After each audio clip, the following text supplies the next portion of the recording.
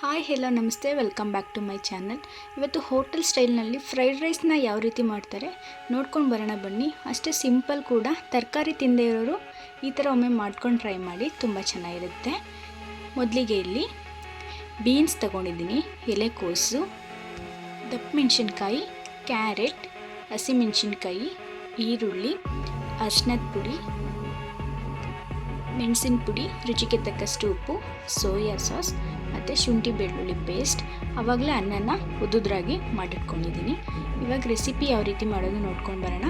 ಮೊದಲಿಗೆ ಒಂದು ಪಾತ್ರೆ ಇಡಿ. ಪಾತ್ರೆ ಕಾದಾದ ನಂತರ ಅದಕ್ಕೆ ಎಣ್ಣೆ ಹಾಕಿ, ಎಣ್ಣೆ ಸ್ವಲ್ಪ ಜಾಸ್ತಿನೇ ಇರಲಿ. ಎಣ್ಣೆ ಕಾದಾದ್ಮೇಲೆ ಈರುಳ್ಳಿ ಮತ್ತು ಹಸಿಮೆಣಸಿನ್ಕಾಯಿ ಹಾಕಿ ಫ್ರೈ ಮಾಡಿ. ಈರುಳ್ಳಿ ಸ್ವಲ್ಪ ಬ್ರೌನ್ ಕಲರ್ ಬರಬೇಕು, ಅಲ್ಲಿ ತನಕ ಫ್ರೈ ಮಾಡ್ಕೊಳ್ಳಿ.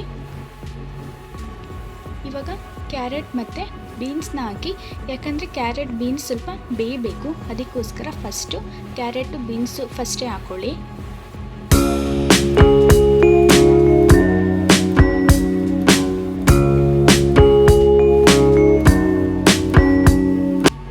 ಎಲೆಕೋಸು ಮತ್ತು ದಪ್ಪ ಮೆಣಸಿನ್ಕಾಯಿ ಹಾಕಿ ಕೂಡ ತುಂಬ ಅದು ಚೆನ್ನಾಗಿ ಫ್ರೈ ಆಗಬೇಕು. ತರಕಾರಿಗಳಲ್ಲಿ ಹಸಿ ವಾಸನೆ ಇರುತ್ತಲ್ಲ, ಅದೆಲ್ಲ ಹೋಗೋ ತನಕ ಚೆನ್ನಾಗಿ ಫ್ರೈ ಮಾಡ್ಕೊಳ್ಳಿ.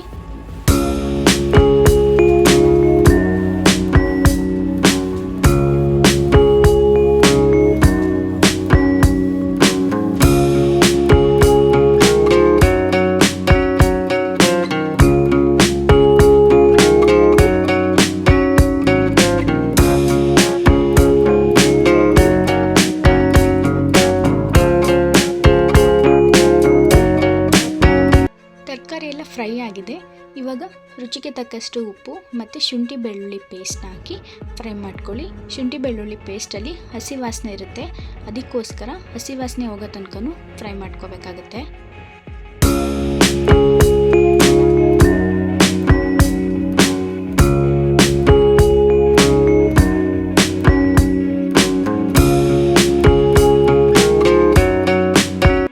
ನೆಕ್ಸ್ಟ್ ಇವಾಗ ಸ್ವಲ್ಪ ಅರಿಶಿನದ ಪುಡಿ ಮತ್ತು ಬ್ಲ್ಯಾಕ್ ಪೆಪ್ಪರ್ ಪೌಡರ್ನ ಹಾಕಿ ಫ್ರೈ ಮಾಡ್ಕೊಳ್ಳಿ.